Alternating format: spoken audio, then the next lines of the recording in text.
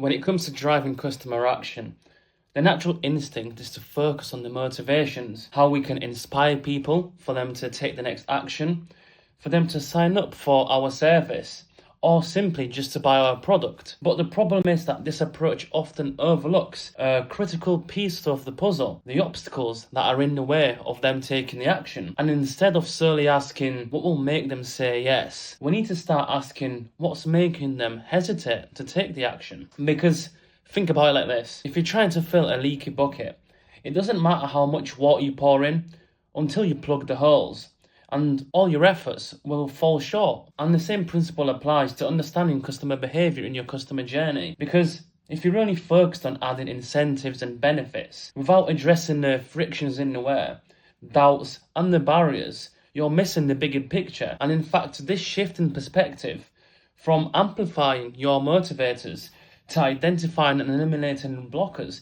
is how you transform your approach and your entire customer service, because it's about adopting a mindset that values simplicity and ease of action just as much as excitement and desire. And the path to customer action is rarely about just pulling them forward. It's about clearing the path ahead.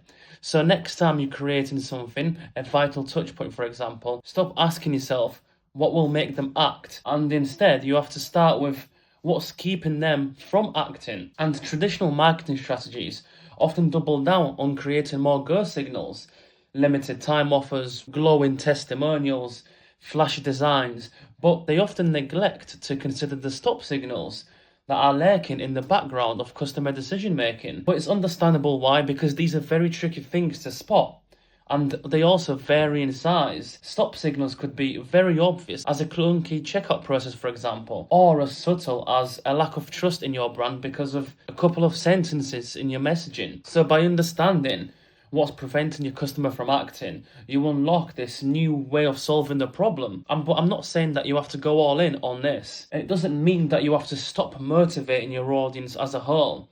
It just means that you have to combine the motivations with the removal of friction, addressing both emotional and practical sides of decision making in your customer journey. Because customers are bombarded with options and distractions, and as a result they're also increasingly cautious and skeptical, but also time strapped. And if this action feels even slightly complicated, risky or unclear, they'll move on to the next alternative, or even worse, take no action at all. This means that your brand can no longer rely on the traditional tactics of bombarding your clients with pushing motivations at each key touch point. But now you have to uncover these invisible barriers that make inaction an easier choice. And it's as simple as understanding the mindset that takes to do this. It's a shift that requires empathy, curiosity, and willingness to see the world through your customer's eyes. You have to think long and hard about the why nots, because when you're designing these strategies to influence customer behavior, it's tempting to only focus on giving the reasons why people should act. But the real breakthrough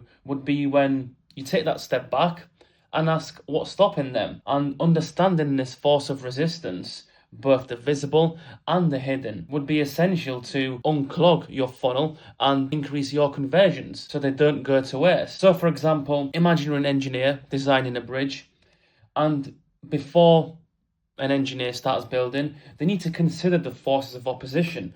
So that would be like wind resistance, all the weight distributions on the bridge, and even the pull of gravity itself. And if they fail to account for all these factors, that would mean that the structure would collapse, no matter how strong the materials or elegant the design is. And the same logic applies to your customer journey and your funnel, because just as an engineer analyzes all the forces working against the design, you must identify all these psychological, logistical, and cultural barriers that prevent your customers from acting. But as I said, this isn't just about abandoning motivators, it's about ensuring the motivators aren't wasted because of overlooked resistance. So what can you do? It's as simple as the power of subtraction. As we often default to adding more features, more benefits, more reason to act. This is a natural tendency because additive ideas come into the mind quickly and easily. But the problem is that we all want it easy, And subtractive solutions, removing obstacles and simplifying the entire process, requires more cognitive effort. They don't always seem as creative or as easy to think of, or even exciting to add to your journey, but they are often far more effective. And by focusing on the subtraction, you reduce friction and you make it easy for the customers to take the desired action and for them to go for the next go around in the funnel. Simply, it's not just about creating more reasons to say yes, but it's about removing the reasons to say no. And it is a precise balance and combination of go signals and stop signals. These two control the flow of your customer journey. So think of go signals as motivators, like agency, rewards, and emotional appeals that push people towards your desired action.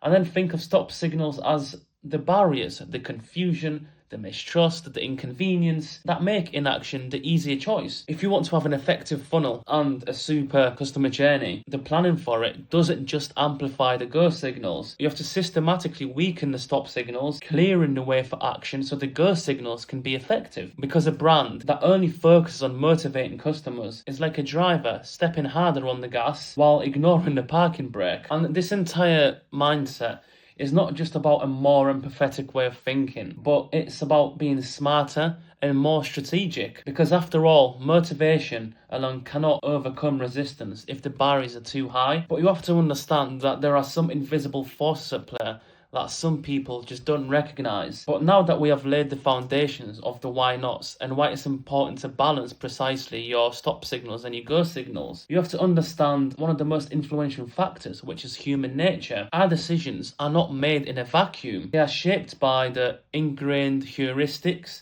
and biases that often operate on below the surface. And it's these mental shortcuts that can be powerful allies or even formidable obstacles that, depending on how well you understand them, can either make or break your funnel. So, two most common examples are optimism bias, which is a belief that bad outcomes are less likely to happen to us compared to others, or for example survivorship bias, which occurs when we focus only on the successes we see and ignore the failures we don't. And there is also loss aversion, which is the tendency for people to fear losses more than they value equivalent gains, and this bias can lead to hesitations when customers perceive any potential downside to taking action, even if the benefits far outweigh the risks. And there is the status quo bias, which is similar, but it reflects the preference for things to remain the same as they are. And it's a close cousin to loss aversion, but focusing more on the discomfort of change itself, rather than the fear of losing something tangible. And then this is where the inertia of familiarity is highlighted and is so important,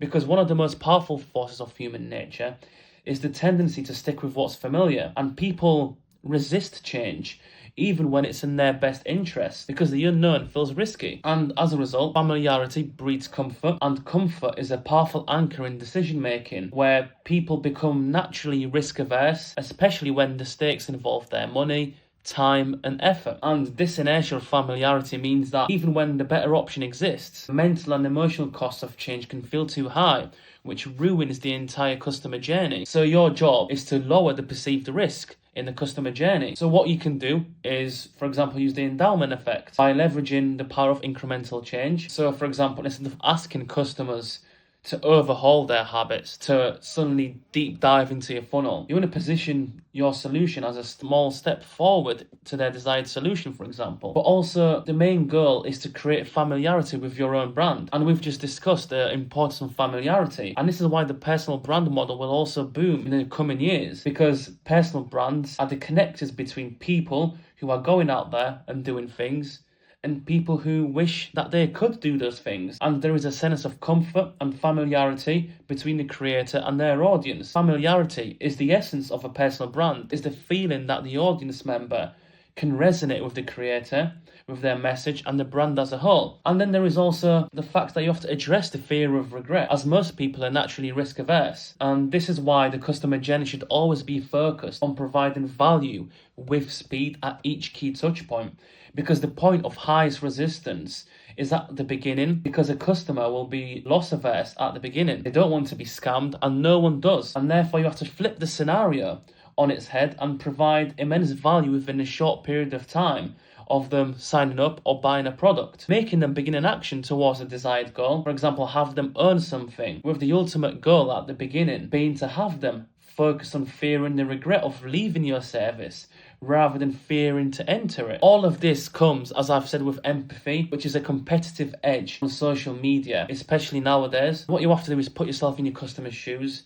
and consider how they might feel at each stage of the journey, at each key touch point, because it allows you to connect with your audience in a deeper level. Because when a customer feels that they are genuinely understood, for example, their needs, hesitations, and aspirations, they're far more likely to trust your brand and move on to the next step. So, for example, you want to ask yourself at each key touch point, what fears or doubts might they have about your brand? What mental shortcuts are influencing their decision? Or how can I address these concerns without overwhelming them with information? To do this specifically, it's about humanizing your brand, because why do you think user-generated content for product marketing is so effective? People trust people and not faceless corporations, and the entire idea of humanizing your brand is overcomplicated in today's market. The simple question you have to answer with your product and service to satisfy this criteria is, how will my product and service help my target audience in the real world? And as I said, people trust people. We all have our lives to get on with, responsibilities to take care of. And if you can position your brand between the target audience and their ability to go on with the everyday life, to be part of that life, then you have struck gold. Because at the end of the day, it's all about the emotional journey of your customer. Are they stressed, overwhelmed, or uncertain? Address these emotions directly in your messaging, and you have a brand that has unlimited advocates. But all this comes only if you listen, and your customer journey and your entire funnel and brand will only improve if you listen to who? The customer. It is as simple as acting on their feedback and demonstrating that you care and are willing to adapt to their needs. Ultimately, it begins with them and ends with them, because without them, there is no brand. And then there are the cultural factors, the invisible codes that shape our decisions. As at the end of the day, we are social animals. As much as we believe that we are in control of our world, the world around us is shaped by the invisible codes of surrounding cultures, whether you like it or not. Culture profoundly influences the way people think, feel, and act. And these happen on multiple levels, from broad societal norms to the microcultures within specific professions, industries, or even groups of friends. And by understanding these cultural undercurrents, what you can do is begin to adapt to them and start identifying the barriers to customer action and design solutions that resonate in different markets. And if you can do that, the world is yours. So let's say, for example, we talk about macrocultures, the broad societal norms, which refer to the overarching norms, values, and traditions that shape our behavior on a larger scale. For example, national cultures, generational differences, or even global trends. So, for example, in different countries, customer preferences and behaviors are shaped by cultural norms. For example, McDonald's is slightly different in each country, and that's known as localization, which has been central to McDonald's success in the markets worldwide. Rather than offering a one-size-fits-all menu, what McDonald's does is it tailors its offers on local tastes, dietary restrictions, and cultural norms, which helps the company to connect with a diverse range of customers and transcend these invisible codes. And the simplest way you can do this is to research the cultural context of your target market. If you're expanding into a new region, adapt your messaging and product, position it to align with the local values. As localization goes beyond just language translations, it's about adjusting the imagery, the tone, and even the pricing strategies of your offer. And then there's also generational influences, and as each generation has its unique priorities and pain points. And then there's microcultures, which would involve tribes and professional codes. And these operate on more defined groups, which is professions, hobbies, shared interests, and they often create specific codes of conduct that shape decisions within these groups. And one way to address the niche and microcultures is by engaging with these tribe leaders and influencers, by looking at their following, because your audience usually lays within the top 100 creators of a niche. And if you can win over these gatekeepers, the rest of the audience is more likely to follow. And usually the biggest barrier comes as a lack of research again. The common denominator is the misaligned messaging that can alienate your audience, because different sectors, professions, and niches develop culturally appropriate frameworks that are based off their training and experience that have been proven to work in their particular field. And therefore, when selling something, this is why everyone talks about honing in on your ideal customer profile, because a simple change in messaging inside the customer journey can bring night and day results. And you need to tailor your communication style to align with these groups and their norms, because you have to speak their language literally and figuratively. The messaging will only hit different when it's not generalized, but it hits a deeper emotional spot of relatability, as if you're an insider in the industry or in the profession, creating that feeling of, wow, you went through that as well?